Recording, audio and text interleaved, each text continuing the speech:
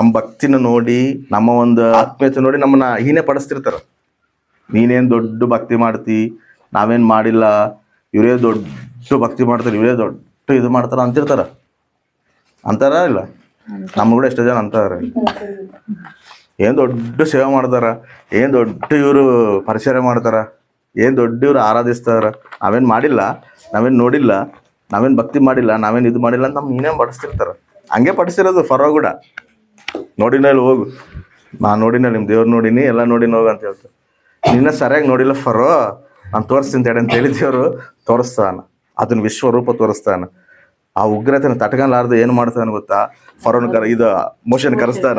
Motion Aaron ಕರೆಸಿ, ಅಪ್ಪ ನಾನು ಇಷ್ಟುವರೆಗೆ ನಿಮ್ಮ ಹತ್ರ ಹೆಂಗಂಗೋ ಮಾತಾಡ್ಬಿಟ್ಟಿನಿ, ನೀವೇ ಪ್ರಾರ್ಥನೆ ಮಾಡಿ ಇದ್ರಾಗಿದ್ದ ನಮಗೆ ಬಿಡಿಸ್ರಿ. ಆಮೇನ್, ಹಲ್ಲೆಲೂಯಾ. ನೋಡ್ರಿ ಎಷ್ಟು ರೋಷವಂತನು. ಯಾರೇ ಆಗಿರ್ಲಿ ಅದಕ್ಕೇನ ಅಡ್ಡಿ ಬರ್ಲಿಲ್ಲ.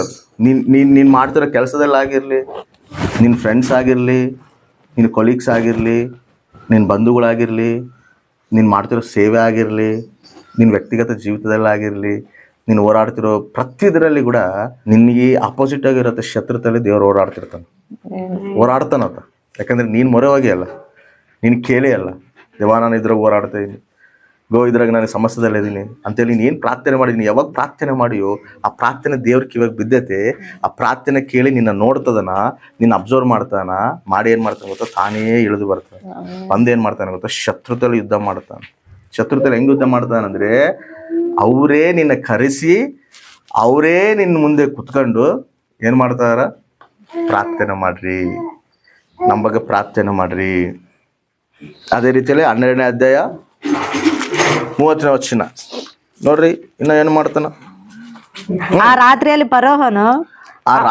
ಫರೋಹನು ಅವನ ಪಾರಿವಾರದವರು ಐಗುಪ್ತರೆಲ್ಲರೂ ಎದ್ದು ನೋಡಲಾಗಿ ಶವವಿಲ್ಲದ ಮನೆ ಒಂದು ಇರಲಿಲ್ಲವಾದ್ದರಿಂದ ಐಗುಪ್ತ ದೇಶದಲ್ಲಿ ದೊಡ್ಡ ಗೋಳಾಟ ಉಂಟಾಗುತ್ತೆ. ಎದಕ್ಕಂದ್ರೆ ಆ ಶತ್ರುಗಳ ಮನೆಗ ಒಬ್ಬರು ಮನೆಯಲ್ಲೂ ಕೂಡ ಸಾವಿಲ್ದಂಗಿಲ್ಲ, ಪ್ರತಿಯೊಬ್ಬರ ಮನೆಗೆ ಸಾವಾಗತ್ತೆ.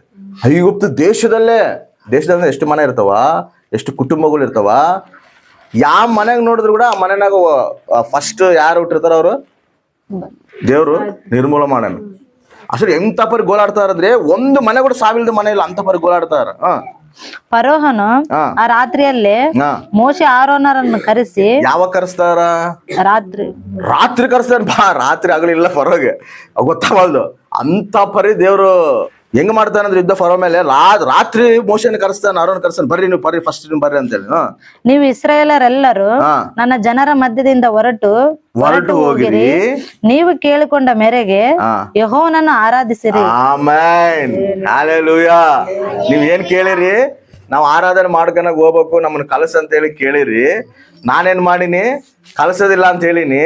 ಇವಾಗ ಏನ್ ಮಾಡ್ತಾರ? ಅವರೇ ಕರೆಸಿ ಫರೋ ಆರಾಧನೆಗೆ ಹೋಗ್ರಮ್ಮ, ಆರಾಧನೆ ಮಾಡ್ರಮ್ಮ, ನಾನು ಯಾವತ್ತೂ ನಿಮಗೆ ಅಡ್ಡಿ ಬರೋದಿಲ್ಲ. ಹಲ್ಲೆಲೂಯಾ. ಫರೋ ಅದೇ ಮಾಡ್ತಿರೋದಿಲ್ಲಿ. ಫರೋ ಹೆಂಗ್ ಬೈಬಿಡ್ಸಾನಂದ್ರೆ, ಆರಾಧನೆ ಕಳ್ಸಪ್ಪ ನನ್ನ ಜನಗಳಿಗೆ, ದೇವ್ರು ಹೇಳತಾನ ಅಂದ್ರೆ, ಯಾರು ಏನ್ ದೊಡ್ಡ ನಾನು ಕಳ್ಸೋದಿಲ್ಲ ಅಂತ ಹೇಳ್ತಿದ್ರೆ ದೇವ್ರು ಏನ್ ಮಾಡ್ತಾನೆ ಹೇಳಿ? ಇವಾಗ ಭಯ ಹುಟ್ಟಿಸಿ ಲಾಸ್ಟಿಗೆ ಏನ್ ಮಾಡ್ತಾನೆ? ಅವ್ರನ್ನೇ ಕರೆಸಿ ಹೋಗ್ರಪ್ಪ, ಕರ್ಕೊಂಡು ಹೋಗ್ರಿ ಆರಾಧನೆಗೆ ಮಾಡ್ತಾನ ದೇವ್ರು. ಆಮೇಲೆ ಎದಕ್ಕಂದ್ರೆ ರೋಷವಂತನಾತ. ತನ್ನ ಮಕ್ಕಳು ಏನೇನು ಬಾಧೆ ಪಡ್ತಾರ, ತನ್ನ ಮಕ್ಕಳಿಗೆ ಏನೇನು ನಡಕತ್ತೈತಿ, ಏನೇನಿಲ್ಲ, ಪ್ರತಿಯೊಂದು ಅಬ್ಸರ್ವ್ ಮಾಡ್ತಾನೇ ಇರ್ತಾನೆ, ಪ್ರತಿಯೊಂದು ನೋಡ್ತಾನೆ ಇರ್ತಾನೆ. ಏನೇನು ಮಾಡ್ತಾರ, ನನ್ನ ಮಕ್ಳಿಗೆ ಏನೇನು ಹಿಂಸೆ ಪಡಿಸ್ತಾರ, ಏನೇನು ಗಲ್ಬಿಲಿ ಪಡಿಸ್ತಾರ, ಏನೇನು ದುಃಖ ಪಡಿಸ್ತಾರ, ಸೇವೆಗೆ ಏನು ಆಟಂಕ ಪಡಿಸ್ತಾರ, ಪ್ರತಿಯೊಂದು ಕೂಡ ಅಬ್ಸರ್ವ್ ಮಾಡ್ತಿರ್ತಾನೆ. ಆಮೇನ್. ಮಾಡಿ ಸುಮ್ಮನೆ ನೋಡ್ಕೊಂಡು ಸುಮ್ಮನೆ ಇರೋ ದೇವರಲ್ಲ, ನಮ್ಮ ಪಕ್ಷ ಯುದ್ಧ ಮಾಡ್ತಾನ. ಯುದ್ಧ ಮಾಡಿ ಏನು ಮಾಡ್ತಾನೆ ಗೊತ್ತಾ? ಯಾವ ಶತ್ರು ಅದನ ಆ ಶತ್ರುನ ಸೀದಾ ನಮ್ಮ ಮುಂದೆ ತಗೊಂಬಂದು ಬಿಸಾಕ್ತಾನೆ. ಆಮೇನ್. ಅವರೇ ಬಂದು ಹೇಳ್ಬೇಕು, ನಿನ್ನ ದೇವ್ರು ದೊಡ್ಡವನು, ನೀನು ಆರಾಧಿಸ್ತಿರೋ ದೇವ್ರು ದೊಡ್ಡವನು, ನಾನು ಯಾವತ್ತೂ ನಿನಗೆ ಅಡ್ಡಿ ಬರೋದಿಲ್ಲ, ನೀನು ಹೋಗಿ ನಿನ್ನ ದೇವ್ರು ನೀನು ಆರಾಧಿಸು. ಆಮೇನ್. ನಾವು ಭಯಪಡಬಾರ್ದು. ಆಲಸ್ಯ ಮಾಡ್ತಾನಂದ್ರೆ ಭಯಂಕರ ಯುದ್ಧ ನಡೀತಿರ್ತದೆ. ನಡೀತಿರ್ತದೆ. ಫರೋ ಆರಾಮ್ಸೆ ಅದನ್ನ ಅಂದ್ರೆ ಫರೋ ಆರಾಮ್ಸೆ ಇರ್ಬೋದು, ಬಟ್ ಫರೋ ತಲೆ ದೇವ್ರು ಯುದ್ಧ ಮಾಡ್ತಾನ. ಎಂತ ಪರ ಯುದ್ಧ ಮಾಡ್ತಾನಂದ್ರೆ ಲಾಸ್ಟಿಗೆ ಫರೋ ತಲೆ ಭಯ ಹುಟ್ಟಿಸ್ತಾನೆ. ನಮಗೆ ಕೂಡ ಎಷ್ಟೇ ಶತ್ರುಗಳಿರ್ಲಿ, ಏನೇ ಮಾಡ್ತಿರ್ಲಿ, ನಮ್ಮ ಹಿಂದೆ ಎಷ್ಟೋ ಗಲಿಬಿಲಿ ಮಾಡ್ತಾಗ ಎಷ್ಟೋ ಮಂದಿ ನಮ್ಮನ್ನ ಆಟಂಕ ಪಡಿಸ್ಬೇಕಂತ ಪ್ರಯತ್ನ ಪಡ್ತಾರ, ಇವಾಗ ಕೂಡ ಪಡ್ತಾರ. ಆದ್ರೆ ದೇವ್ರೇನ್ ಮಾಡ್ತಾನೆ ಹೇಳು, ನಮ್ಮ ಪಕ್ಷ ಆತ ಯುದ್ಧ ಮಾಡ್ದಾನ. ಯುದ್ಧ ಮಾಡೋದ್ರಲ್ಲಿ ಅವ್ರೇನ್ ಮಾಡ್ತಾರೆ ಲಾಸ್ಟಿಗೆ, ಅವರೇ ಬಂದು ಕೇಳಿ ಪ್ರಾರ್ಥನೆ ಮಾಡಿದ್ರೇನೆ ಅವನಿಗೆ ನಾನು ಪ್ರಾರ್ಥನೆ ಮಾಡಿದ್ರೆ ನಾನು ತಪ್ಪು ಮಾಡಿ ನಾನು ವಿಚಿತ್ರವಾಗಿ ನಾನು ಎದುರು ತಿರುಗಿ ನಿಮಗೆ ಇವಾಗ ನೀವೇನೋ ಪ್ರಾರ್ಥನೆ ಮಾಡಿದ್ರೆ ನನ್ನ ಮೇಲೆ ಕನಿಕರ ಬರ್ತದೇನೋ, ನಿಮ್ ದೇವ್ರ ಕನಿಕರ ನನ್ನ ಮೇಲೆ ಬರ್ತದೇನೋ. ಅಂದ್ರೆ ದೇವ್ರ ಏನ್ ಮಾಡೋದು ಗೊತ್ತಾ, ಕಂಡೀಷನ್ ಅಲ್ಲಿ ನೀನ್ ಪ್ರಾರ್ಥನೆ ಮಾಡಿದ್ರೆ ಅವ್ನು ಬದುಕಿಸ್ತೀನಿ ನಾನು. ಆಮೇನ್. ನೀನ್ ಪ್ರಾರ್ಥನೆ ಮಾಡಿದ್ರೆ ಅವನು ಉಳಿತಾನ, ಇಲ್ಲಾಂದ್ರೆ ಇಲ್ಲ. ಅದು ದೇವ್ರ ಕಂಡೀಷನ್ ಅದು. ಇವ ನೋಡು, ಯೋಬ್ ಇರ್ತಾನ, ಯೋಬಗ್ ವಿಚಿತ್ರವಾದ ಶ್ರಮ ಬರ್ತಾವ. ಈ ಸ್ನೇಹಿತರು ಬಂದು ಏನ್ ಮಾಡ್ತಾರೆ ಗೊತ್ತಾ, ಯೋಬನ್ ಶೋಧಿಸ್ತಿರ್ತಾರೆ. ಏನಂತ ಶೋಧಿಸ್ತಿರ್ತಾರೆ, ನೀನೇ ಕರೆಕ್ಟ್ ಇದ್ರೆ ನಿನಗೆ ಅದಕ್ಕೆ ಹಿಂಗ್ ಬರ್ತತೆ, ನೀನೇ ನಿಯತ್ತಾಗಿ ಜೀವಿಸಿದ್ರೆ ನಿನಗೆ ಅದಕ್ಕೆ ಶ್ರಮ ಬರ್ತತೆ. ನೀತಿವಂತನಿಗೆ ಇಂಥದ್ದು ಬರ್ತದ ಅಂತ ಎಲ್ಲ ಆಯ್ತಾ, ನೀತಿವಂತನಿಗೆ ಹೆಂಗೆ ಕುಟುಂಬ ಎಲ್ಲ ನಾಶ ಆಗೋ ಪರಿಸ್ಥಿತಿ ಬರ್ತದ, ನಿನ್ಗೆ ಇಂಥವೆಲ್ಲ ಕಷ್ಟ ಬರ್ತದ ಅಂದ್ರೆ, ಇಂಥವೆಲ್ಲ ನಿಂದೆಗಳು ಬರ್ತದಂದ್ರೆ ನೀನೇನೋ ಮಾಡಿರ್ತಿ, ನೀನೋ ತಪ್ಪು ಮಾಡಿರ್ತಿ, ಅದಕ್ಕೆ ನಿನಗೆ ದೇವ್ರ ಹಿಂಗ್ ಮಾಡೋಣ ಹಿಂಗ ಬೈತಿರ್ತಾರ. ಯೋಬು ಬಾಧ ಬೀಳ್ತಾನ, ನೀನು ಹೇಳಿದ್ರೆ ಕೇಳವಲ್ರಲ್ಲ, ನೀವು ನನ್ನ ಹತ್ರ ವಾದಿಸ್ತಾ ಇದೀರಿ ಅಂತೇಳಿ ಬಾಧೆ ಬೀಳ್ತಿರ್ತಾನ. ದೇವ್ರು ಇಳಿದು ಬರ್ತಾನ. ಇಳಿದು ಬಂದಾಗ ಏನ್ ಮಾಡ್ತಾನ ಗೊತ್ತಾ, ಅವ್ರ ಫ್ರೆಂಡ್ಸ್ನ ಕರಿತಾನ, ಬರ್ರಿ ಎಲ್ಲರ ಅಂತ. ಪಾಪ ಅವ್ರೇನ್ ಮಾಡಿರ್ತಾರ, ದೇವ್ರ ಪಕ್ಷನೇ ಅವರು. ಅಂದ್ರೆ ದೇವ್ರು ನೀತಿವಂತರಿಗೆ ಹಿಂಗೆಲ್ಲ ಮಾಡೋದಿಲ್ಲಲ್ಲ, ಅನ್ಯಾಯಸ್ಥರಿಗೆ ಅನ್ಯಾಯ ಮಾಡ್ತಾನೆ ತಪ್ಪ, ನೀತಿವಂತರಿಗೆ ಹಿಂಗೆ ಮಾಡೋದಿಲ್ಲ ಅಂತ ಅವ್ರು ಮಾತಾಡಿರ್ತಾರ. ಆದ್ರೆ ನನ್ನ ಯೋಬನ್ ನೀವು ಈ ರೀತಿ ಮಾತಾಡ್ತೀರಾ, ಬರ್ರಿ ಅಂತೇಳಿ ಕರೆಸಿ ನಿಮ್ಮನ್ನ ನಾನು ಕ್ಷಮಿಸ್ಬೇಕಂದ್ರೆ ಯೋಬೇ ಪ್ರಾರ್ಥನೆ ಮಾಡ್ಬೇಕಂತ. ಯೋಬೇ ಪ್ರಾರ್ಥನೆ ಮಾಡ್ಬೇಕು, ಇಲ್ಲಾಂದ್ರೆ ಕ್ಷಮಾಪಣೆ ಇಲ್ಲ ನಿನಗೆ. ಉಗ್ರತನ, ನಾನು ಉಗ್ರದಿನ ಮೇಲೆ ಬರ್ತೀನಿ ನೋಡಿ, ಓದಿಸ್ತೀನಿ ಅದು ಬೇಕಾದ್ರೆ. ಹಂಗಿರ್ತದೆ ದೇವ್ರದ ಕಾರ್ಯ. ಯೋಬ ಗ್ರಂಥವು 42ನೇ ಅಧ್ಯಾಯ 7-8ನೇ ವಚನ.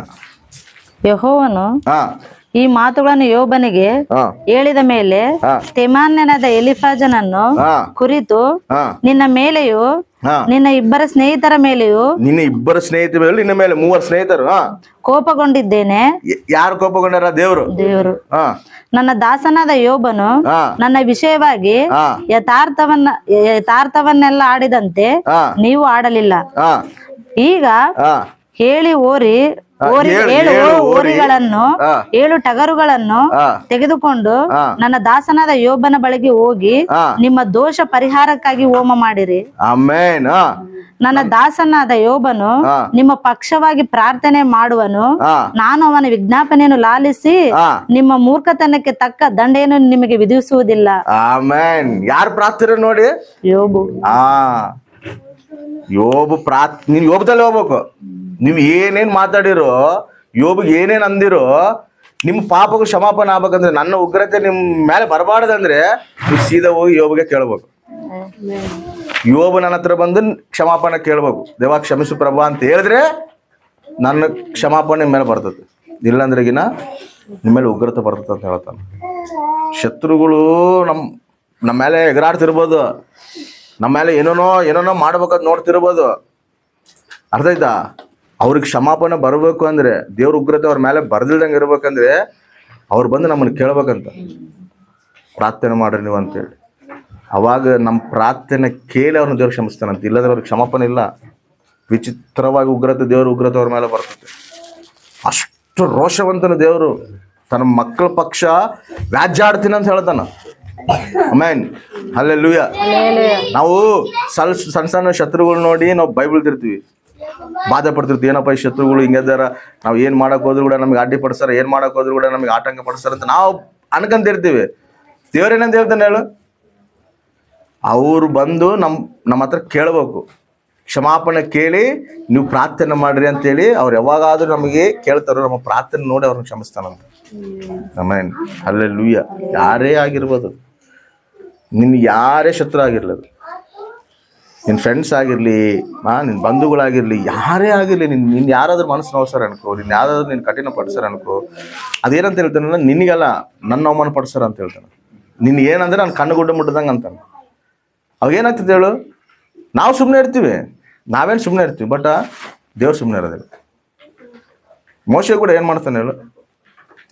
ಮೋಶೆಗೆ ಅವ್ರ ಅಣ್ಣ, ಅವ್ರ ಅಕ್ಕ ಮೋಶೆ ಮೇಲೆ ತಿರುಗುಬಾಟು ಮಾಡ್ತಾರ.